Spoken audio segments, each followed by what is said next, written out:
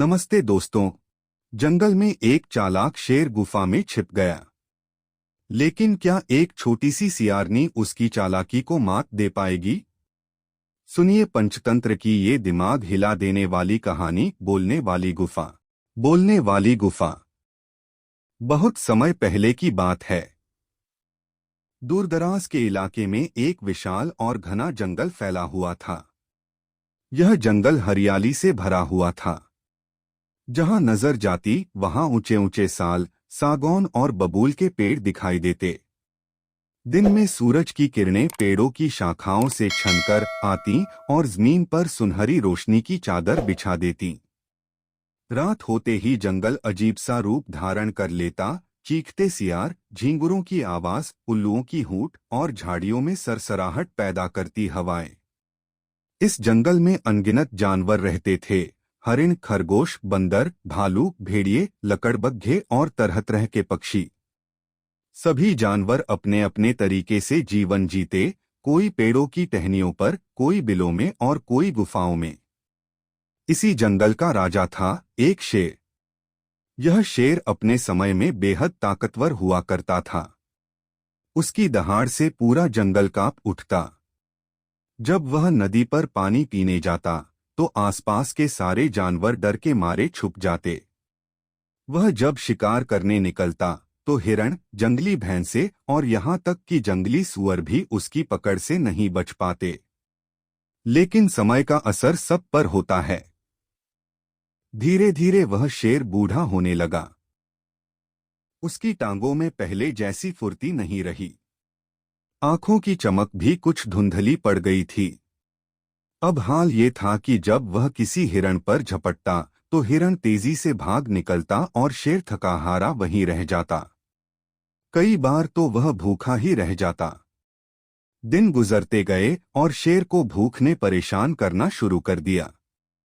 पहले जिस शेर की दहाड़ सुनकर पूरा जंगल कांप उठता था, अब वही शेर कमजोर होता जा रहा था।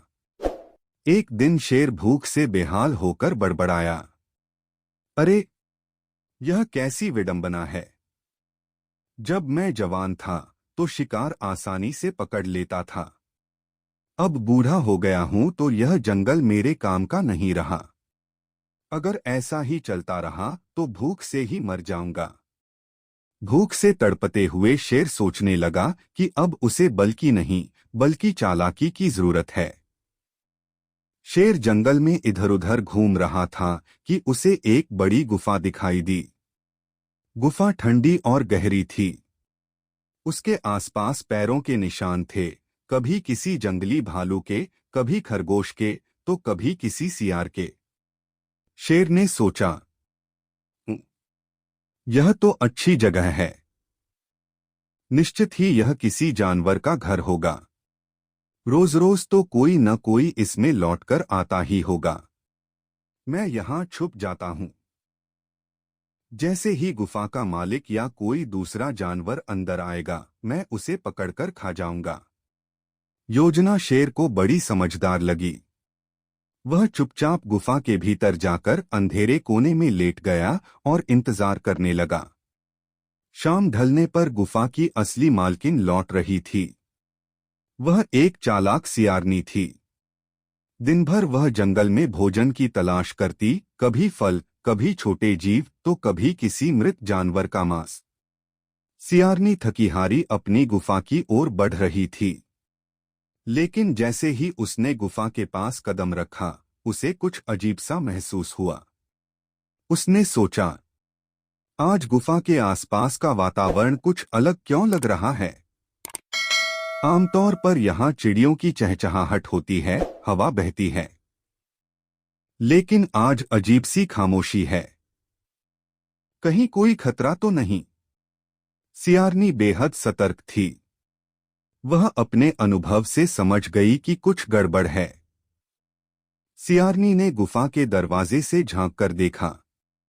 अंधेरा था, कुछ साफ नहीं दिखाई दे रहा था। लेकिन उसका दिल कह रहा था कि अंदर कोई शिकारी जानवर छुपा है।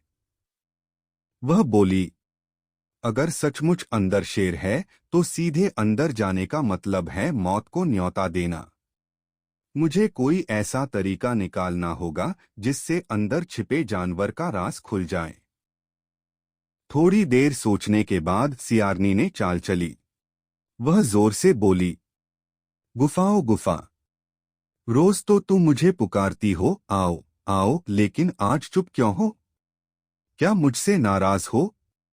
असल में गुफा तो पत्थर की बनी थी। वह भला कैसे बोल सकती थी? लेकिन सियारनी जानती थी कि अगर भीतर शेर छिपा है तो वह मूर्खता में कुछ जवाब जरूर देगा। गुफा के भीतर छिपा शेर सियारनी की आवाज सुनकर चौंक पड़ा। उसने सोचा, अरे, यह तो गुफा रोज इसे बुलाती है। आज अगर गुफा ने इसे नहीं बुलाया तो यह सियारनी शक कर बैठेगी और भाग जाएगी। फिर तो मैं भूखा ही रह जाऊंगा। इतना सोचकर शेर ने अपनी गहरी और भारी आवाज में कहा, आओ आओ, अंदर आओ। बस यही तो सियारनी चाहती थी। उसने तुरंत समझ लिया कि अंदर शेर छिपा है।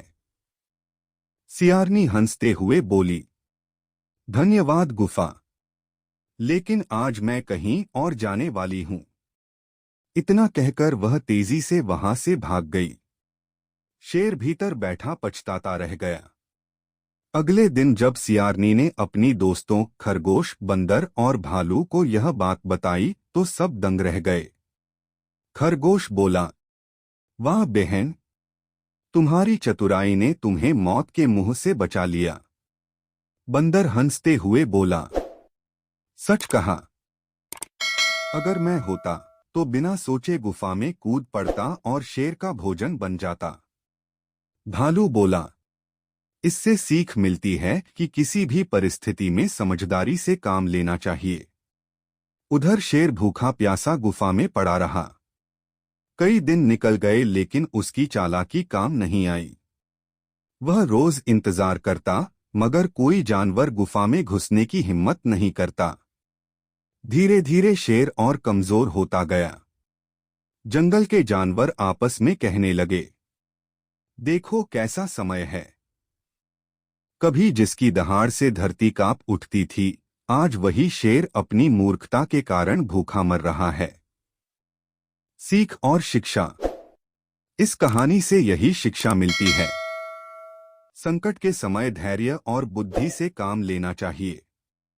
आंख बंद करके किसी बात पर विश्वास करना मूर्खता है। चालाकी हर बार काम नहीं आती, कई बार समझदारी ही सबसे बड़ी ताकत होती है। ऐसी ही नई नई कहानी सुनने के लिए हमारे चैनल एसपी वॉइस नाथपुरा को सब्सक्राइब करें।